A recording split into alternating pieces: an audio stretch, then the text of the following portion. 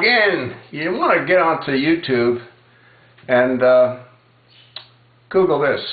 YouTube blocks video linking Obama's ties to Kenyan massacre. You really want to watch that. That's Alex Jones, and he's talking to his guest, Jerome Corsi. And what it tells us is that the Saudis have infiltrated pretty much everything. They own 7% of Fox News. They're the second largest shareholder of Fox News, which explains why Fox is sort of changing direction. They also own a fairly substantial amount of Twitter. Yeah, Twitter. So you want to be careful because they've infiltrated the media, and by infiltrating it, they control it. The Saudi prince that owns 7% of Fox News has been heard saying that he can have whatever he wants on Fox or whatever he doesn't want off of Fox. I made a couple of videos on that. But the interesting video here with Corsi and with Alex Jones is how they're talking about the Kenyan massacre and how that ties into Obama. And again, the title of this was that they've blocked it. Yahoo has blocked the video. Interesting, is it not? And what Corsi talks about is pretty much exactly what I've talked about, which is the real puppet master in all this is Saudi Arabia. They're the common denominator through all of it.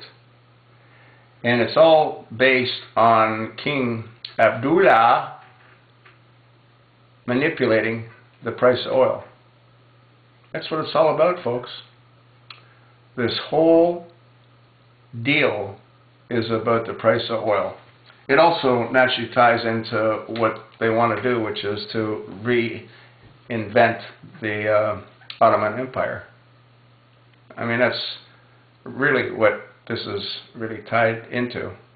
And that's why there's such a stern push by the administration to arm Al-Qaeda rebels so they can depose Bashar al-Assad, who's kept the Brotherhood out of Syria. That's why Gaddafi was killed, because he also opposed allowing the Brotherhood to get established. That's why Mubarak was removed from Egypt. You just have to follow the pieces of the puzzle. And again, the puppet master is Saudi Arabia. It's King Abdullah. And I've made a number of videos on exactly that. I believe that King Abdullah planned everything that's happening. You know, you might wonder, well, why is it that China has been supporting the United States by loaning us money, and why wouldn't Saudi Arabia do it? Well, I think the answer is pretty obvious. When they crash the markets, they're not going to lose anything. China's going to lose everything that they invested in us. Yeah, the speculation is that the market's going to crash towards the middle of October. And what that'll do is it'll devaluate the dollar. It'll have a value of around 60 cents if you're lucky. So I can't give you any advice as to what to do. I'm in the same pickle you're in. And you know who we can thank for us all being in this pickle? Our members of Congress. They did nothing when they could have done something. They sat back as Obama went about meticulously destroying our country. They did nothing. Are they complicit? I got to believe for the most part they have to be. I mean, there's no way that we'd be in the position that we're in if they weren't complicit. The only hope that I see is that our military does the exact same thing as the Egyptian military did. If they don't do that, folks, we're done.